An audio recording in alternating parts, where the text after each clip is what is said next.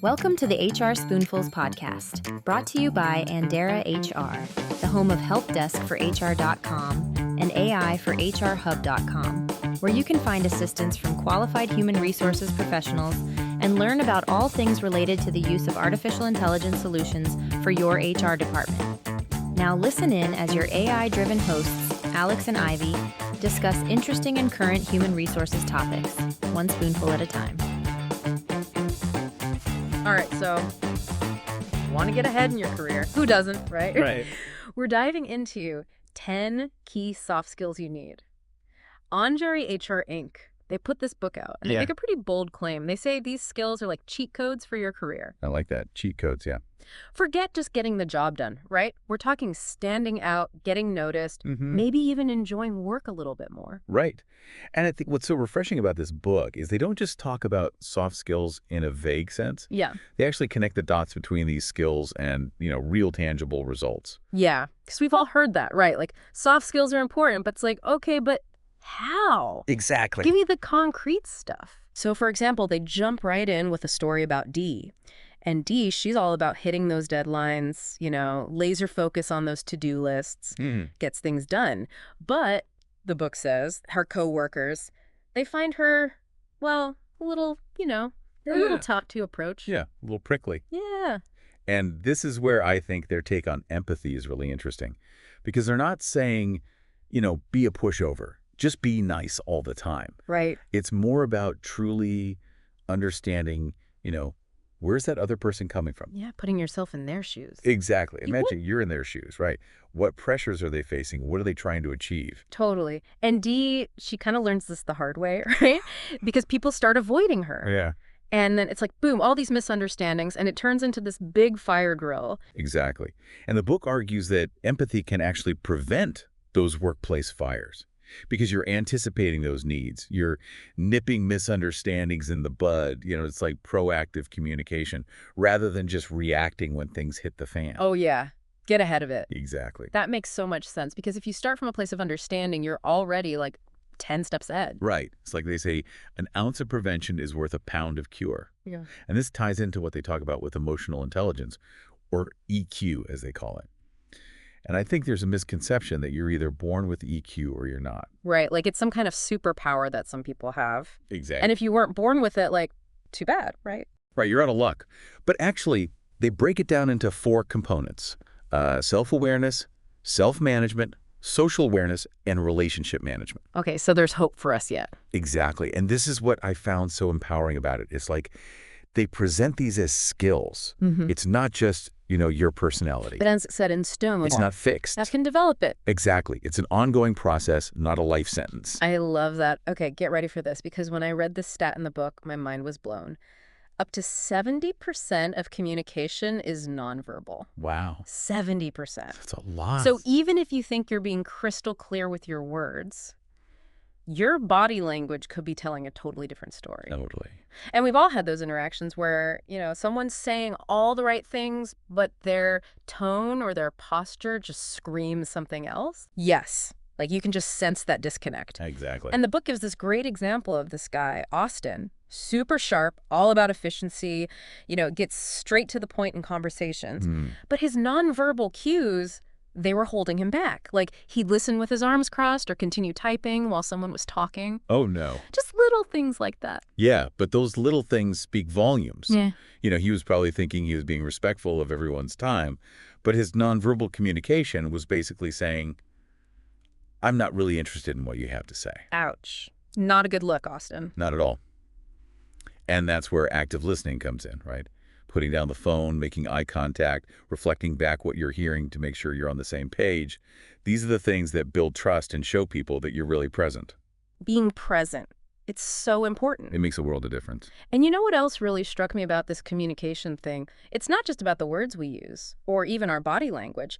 It's also about being aware of our own communication style. Oh, absolutely. Like, are you a shoot from the hip kind of communicator? Or do you prefer to, carefully craft your message before hitting send? Yes. And the book makes this great point that what works for one person or one situation might totally backfire in another. Right. It's like that old saying, to a hammer, everything looks like a nail. Totally. So being adaptable, reading the room, that's key. Absolutely. Okay, let's talk about teamwork. Okay.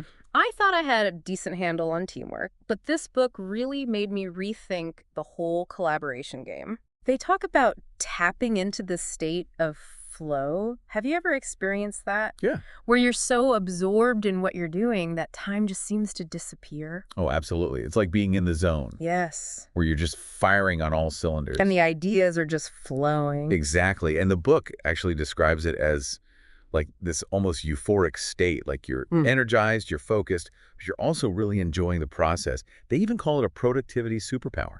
That's what it feels like, a superpower. Right. But here's the thing that I thought was really interesting. The book argues that understanding the whole process, like even the parts that aren't directly your responsibility, can help you tap into that flow state more easily. It's like the more context you have, the smoother the ride. Exactly. And they give this example of Colleen. And Colleen's used to just kind of putting on her blinders and powering through her own tasks. But then she joins this team, and the leader is really big on making sure everyone understands how all the pieces fit together. Okay. And guess what? Not only does the team perform better as a whole, but Colleen finds that she actually enjoys her work more when she sees the bigger picture. It's that sense of shared purpose. Okay. Right. You're not just a cog in the machine. You're part of something bigger. Exactly. Which brings us to another big one-time management. Always a hot topic. Right. And you know me, I'm all about trying to squeeze like 30 hours worth of work into a 24-hour day. Oh, I hear you. I'm a master juggler myself. But this book threw me for a loop when they started debunking the myth of multitasking. I know, because I used to wear that multitasking badge of honor. Like, look how much I can juggle at once. Oh, yeah. We've all been there, feeling super productive with a million tabs open. Exactly. But are we? Really? Oy. Because they dropped this statistic. Multitasking can actually decrease productivity by 30–40%. Wow.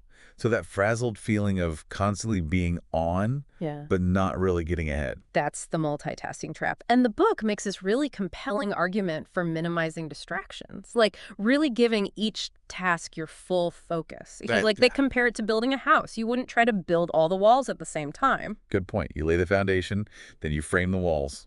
One step at a time. Exactly. And they give this example of he's the chronic multitasker, always stressed, always overwhelmed. And then there's Shauna. She's all about strategic single tasking. Okay. And guess who's happier and more effective in the long run?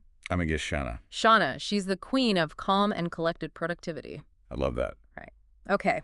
Let's talk about something we could all use a little more of, especially when it comes to career advancement. Confidence. Ah, yes. That magic ingredient. And the book really emphasizes that self-confidence is not something you're born with. It's a superpower you can actually build. And you know, it's funny because we often think about confidence as this individual trait, right? Like either you've got it or you don't. Right. Like it's some magical quality that some people are just born with. Yeah. But this book really flips that script. And they emphasize that confidence is something you can cultivate, you can build, just like any other skill. Totally. And they offer some really practical tips. Like, it's not about being arrogant or, you know, thinking you're better than everyone else. Right. It's not about ego. It's about knowing your worth, advocating for yourself, and trusting your abilities. Exactly. And here's the thing that really resonated with me. They make this really strong point about how truly confident people, they build others up. Oh, that's so important. It's not a zero-sum game, right? No, confidence is contagious. Exactly. And when you believe in yourself, it actually gives you the capacity to believe in others too. I love that. Okay, so we've covered a lot of ground here. Empathy, communication, teamwork, time management, confidence. Right. It's like the essential toolkit for, you know, not just surviving, but actually thriving in your career. Absolutely. But I feel like there's a whole other layer to this soft skills puzzle that we haven't even touched on yet. Okay, I'm intrigued. What else is there? Well, it's not just about mastering these individual skills, right? It's also about our overall attitude, our work ethic, that kind of thing. Oh, absolutely. And this is where I think a lot of career advice can get a little, you know, preachy or just unrealistic. Right. Like, just hustle harder or grind, grind, grind. Exactly. And I love how this book doesn't fall into those traps. They take a much more holistic and I think, sustainable approach. Yes. It's not about being chained to your desk 24/7. They really emphasize the importance of finding genuine fulfillment in the work itself. Right. Having a sense of purpose. Yeah. What motivates you? What are you working towards? Your why. Exactly. Mm. And I think when you have that clarity, it infuses your work with this whole other level of energy. Right. And even enjoyment. Totally. It's like the difference between I have to work and I get to work. Yes. And it's not just about the work itself, right? The book also talks about the importance of self-care. Okay. Yes. Tell me more about that. Because it's easy to think, oh, I'll just power through. I don't need breaks. I'll sleep when I'm dead. Mm-hmm. But they actually make a really compelling argument for why caring for ourselves, both mentally and physically, is not selfish. It's essential. It's essential for showing up as our best selves in all areas of life. So taking that break, setting those boundaries, it's not about slacking off. It's about being strategic. Exactly. Because burnout helps no one. No one. All right. So we've talked about the importance of self-care, finding fulfillment in our work. But let's be real. Even in the best job, with the best attitude, there are going to be bumps in the road. There are going to be those moments when, we get tough feedback or we make a mistake. Absolutely. That's part of the journey, right? It is, and it's how we respond to those challenges that really matters. Couldn't agree more. And this book has a really interesting perspective on learning from criticism. Okay, I'm listening because this is one I struggle with. Like, my knee-jerk reaction is to get defensive. Like, wait, you think I messed that up? Let me explain. Right, we want to defend ourselves, explain away. But the book encourages us to see criticism not as a personal attack, but as an opportunity for growth. Easier said than done, but I get it. It's a mindset shift. Because if someone's taking the time to give you feedback, it probably means they see potential in you. They want to help you improve. Yeah, they're not just trying to tear you down. Exactly. So it's about shifting that internal dialogue from I'm being attacked to, okay, what can I learn from this? And they also make a good point that the person giving you the feedback is, they're human too. They're not always right. They don't have all the answers. Right. It's not about blindly accepting everything they say as gospel. But it's also not about just dismissing it outright either. Right. It's about finding that balance, listening with an open mind, even if you don't love everything you're hearing. And then once you've really listened, you can analyze it. Does this resonate with me? Is this something I can actually work on? Exactly. Turning that feedback into something constructive that helps you grow. Love that. Okay, last but not least, I feel like this book wouldn't be complete without a chapter on networking, right? Oh, it's in there.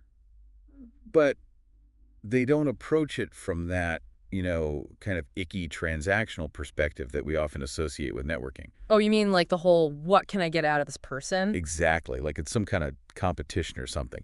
Instead, they frame networking as an opportunity to build genuine, mutual beneficial relationships. So it's less about collecting business cards and more about making real connections. Exactly. And approaching every interaction with a spirit of generosity. Yeah. What can you offer? What can you learn? Wow. This has been such an eye-opening deep dive. I feel like I've got a whole new toolkit for not just surviving, but really thriving in my career. Me too. And what's so exciting is that these skills, they're not just for CEOs or, people climbing the corporate ladder. They're valuable for anyone who wants to improve their relationships, communicate more effectively, and just find more fulfillment in their work. Couldn't have said it better myself. So, to our listeners out there, if you're ready to level up your career and your life, I highly recommend checking out 10 Key Soft Skills You Need. It's packed with actionable advice and relatable stories that'll inspire you to put these skills into practice. Absolutely. It's a game changer. Thanks for listening to HR Spoonfuls.